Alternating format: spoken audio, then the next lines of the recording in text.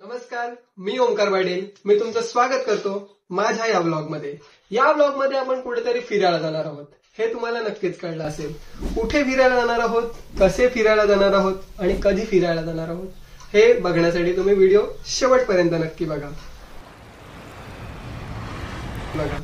मी आणि संजनाने आमच्या लग्नाच्या आधी खूप सारे फिरण्याचे प्लॅन्स केले होते, पण लग्न झाल्यानंतर आमचा बजेट पूर्णपणे ढासळला.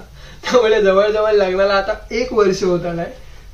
म्हणून मी आमची अॅनिव्हर्सरी आणि संजनाचा बर्थडे जो की एकाच दिवशी असतो तो सेलिब्रेट करण्यासाठी वृंदावनला जाण्याचा प्लॅन केलाय. तर तुम्ही म्हणाल वृंदावन का? कारण की संजनाला खूप आधीपासून श्रीकृष्ण जन्मभूमी मथुरा आणि श्रीकृष्णांनी जिथे आपला बाळपण घालवला ते वृंदावन तसेच प्रेम मंदिर बघायची खूप आधीपासूनची इच्छा होती. ऍक्च्युली ती एवढी मोठी फॅन आहे ना श्रीकृष्णांची आणि एवढी मोठी भक्त आहे ना की या छोट्याशा घरामध्ये तिने जिथे तिथे तिला जागा मिळेल तिथे तिथे तिने श्रीकृष्णांची छोटी मूर्ती असो किंवा फ्रेम्स असो हे लावून. म्हणूनच मी तिला एक छोटासा सरप्राईज देण्यासाठी हा प्लॅन केला. ऍक्च्युली हा आता तिच्यासाठी सरप्राईज राहिला नाही, कारण की मी तिला हे सांगावंच लागलं, कारण की बाकीची तयारी खरेदी वगैरे ते करायचं होतं. ऍक्च्युली तेव्हा तिला मी हे सांगितलं तेव्हा ती एवढी खुश होती की ते जरा रेकॉर्ड करायचं राहून गेलं.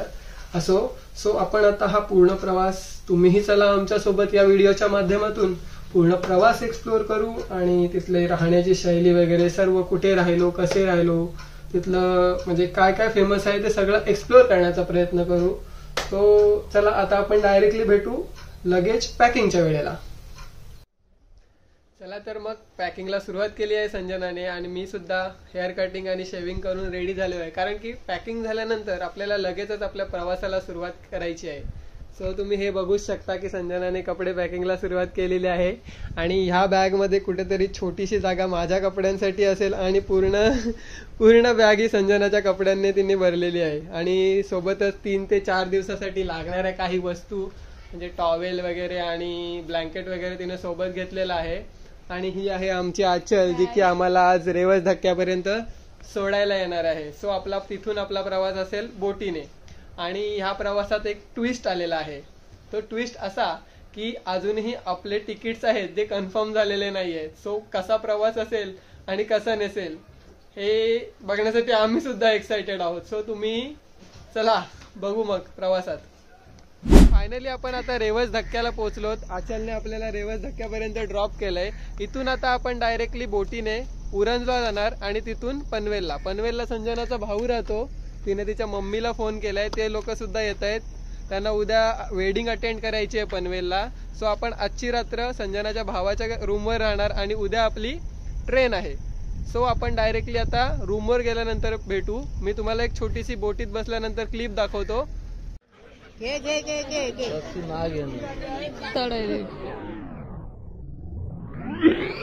काही कारणास्तव आम्हाला व्हिडिओ करता आली नाही. काल खूप रात्री लेट झालं, पण आता आपण सर्व निघालेलो आहोत. हे बघा, ही आहे अंकिता, हे मम्मी पप्पा सुद्धा, हे सुद्धा आता घरी चाललेले आहेत आणि आमच्या सुद्धा बॅग्स वगैरे पॅक करून झालेले आहेत.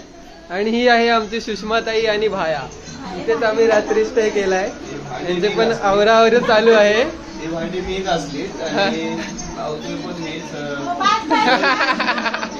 आणि इथे मस्तपैकी गाढवाचं लग्न लावलेलं आहे आणि सुषमाताईची मम्मी ते बघत आहे. बोल बोल, काय पण बोल. पप्पा आणि बाबा आणि आई आत्तू आणि पप्पा आहेत ना.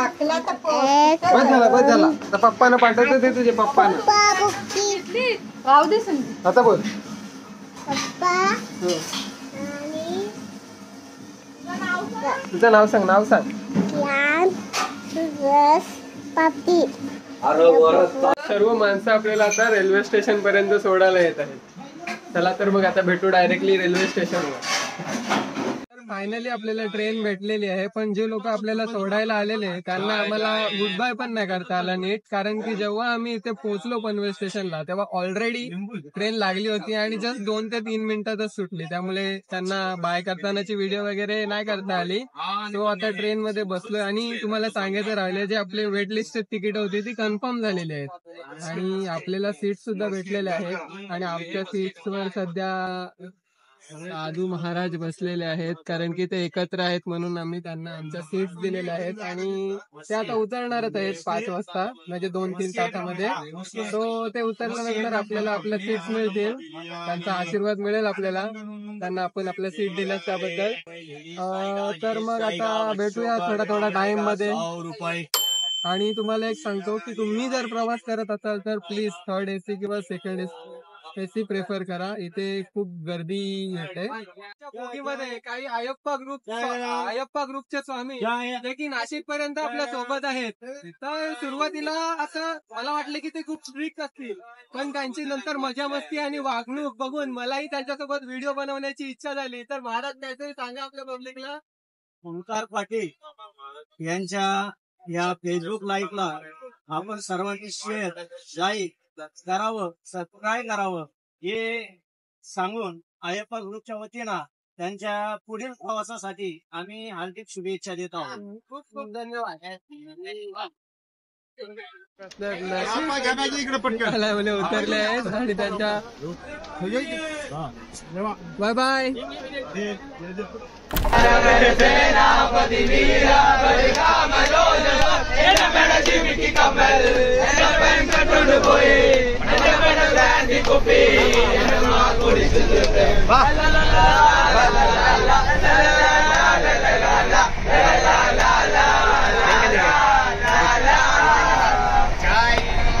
साडेआठ 9 वाजलेत रात्रीचे. कुठे पोहोचलोय काहीच अंदाजा वगैरे नाहीये, पण तुम्ही बघितलंच असाल की आपल्यासोबत जे साधू होते ते नाशिकला उतरले. त्यानंतर काही नवीन माणसं या ट्रेन मध्ये आली जी की केरळची आहेत.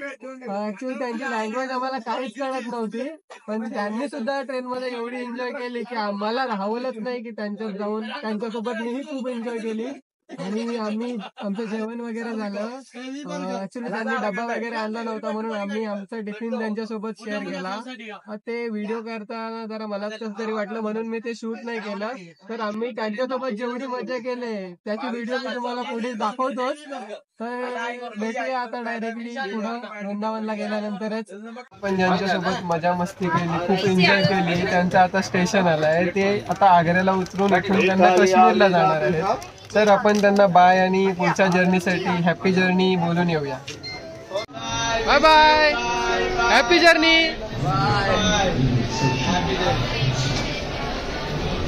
फायनली आपण मथुरा जंक्शनला उतरलो आहोत आणि इथं आपण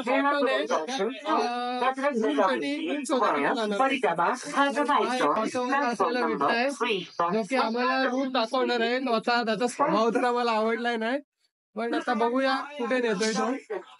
त्याला ई रिक्षा मिळालेली आहे. जो आपल्याला रेल्वे स्टेशनवर रिक्षावाला भेटला, मला म्हटलेलं की हा जरा विचित्रच दिसतोय. आम्ही त्याच्यावर विश्वास ठेवून पुढे आलो, तर तो आमच्यासाठी मोठी गाडी घेऊन आला दोघांसाठी आणि 20 रुपये चार्ज करत होता. तर मला जरा डाऊट आला म्हणून मी त्याच्यासोबत नाही बसलो. तर खूप आर्ग्युमेंट करायला लागला की चला तिथून आम्हाला इतक्यापर्यंत आणला, तुम्हाला बसावं लागेल. तर मी म्हणलो हे घे पैसे आणि जा, पण तुला मला तुमच्या रिक्षात नाही बसायचं.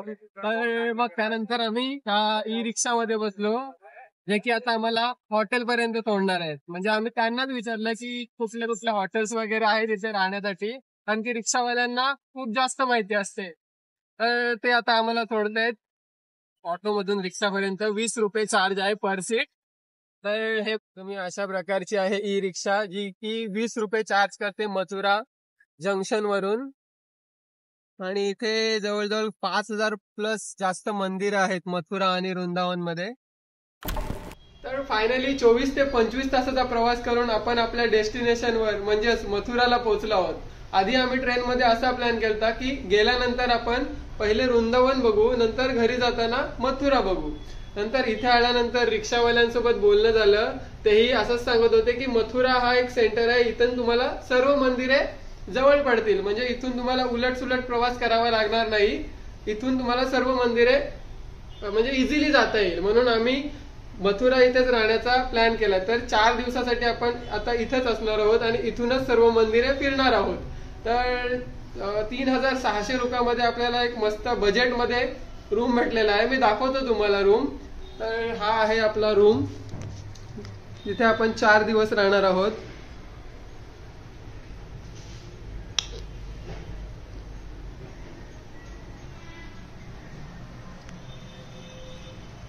विथ अटॅच हे टॉयलेट बाथरूम आहे. आणि आता मस्तपैकी गिझरला पाणी लावलंय. आता पहिल्यांदा आपण फ्रेश होणार आणि मग आपल्या प्रवासाला सुरुवात करणार. तर फायनली आपण निघालो आहोत दर्शनाला आणि दुपारचे 2 वाजलेत तरी एवढी खतरनाक कडाक्याची थंडी लागते की आम्हाला स्वेटर घालून निघावं लागत आहे. तर आता आपण जाणार आहोत गोकुळला आणि श्रीकृष्ण जन्मभूमी बघायला. जो आपल्याला सकाळी रिक्षावाल्याने सोडलाय त्यालाच आम्ही फोन करून बोलवलाय. म्हणजे तो आपल्याला अधिक माहिती देईल, कारण की तो इथलाच आहे. त्यामुळे त्याला आपल्यापेक्षा जास्त माहिती असेल, म्हणून आम्ही त्यालाच फोन करून बोलवलाय. तर तो आलाय. तर चला आपण डायरेक्टली रिक्षातनं बोलू.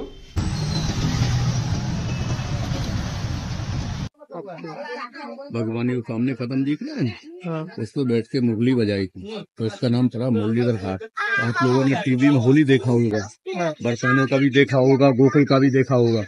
बरसाने का होली होता है लखा मार और यहाँ गोकुल का होली होता है छड़ी मार, वो इसी जगह होता है।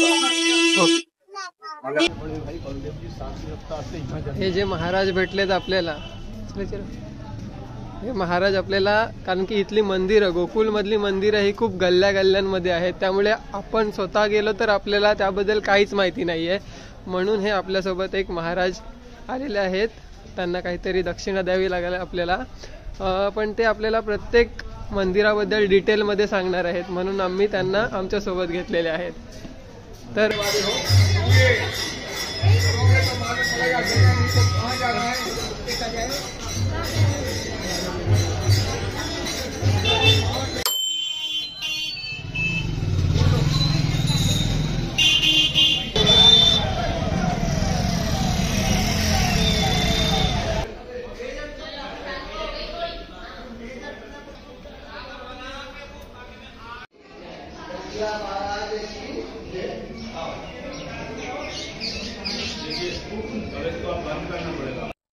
गोकुळमधील प्रमुख मंदिरांमध्ये मोबाईल फोन अलाउड नव्हता. त्यामुळे आम्हाला तेथील मंदिरांमधील काही व्हिडिओ करता आले.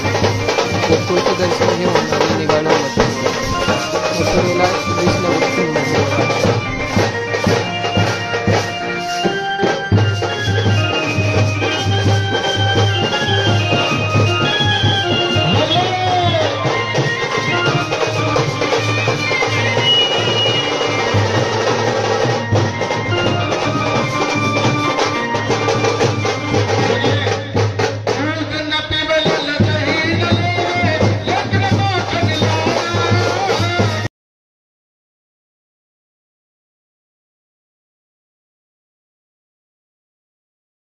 मथुरा आणि गोकुळच्या मंदिरांमध्ये मोबाईल फोन अलाउड नव्हते. त्यामुळे मला मंदिराच्या आतील बाजू दाखवता नाही आली. हा व्लॉग मी 2 पार्टमध्ये शूट केला, कारण की व्लॉग खूप मोठा झाला असता. ह्या व्लॉगमध्ये मी फक्त ट्रॅव्हलिंग जर्नी दाखवली, पण पुढच्या पार्टमध्ये मी प्रेम मंदिर, तसेच पागल बाबा मंदिर, वैष्णवदेवी मंदिर आणि बरीचशी मंदिरे दाखवणार आहे. पुढचा व्हिडिओ बघण्यासाठी आपल्या चॅनलला सबस्क्राईब करा.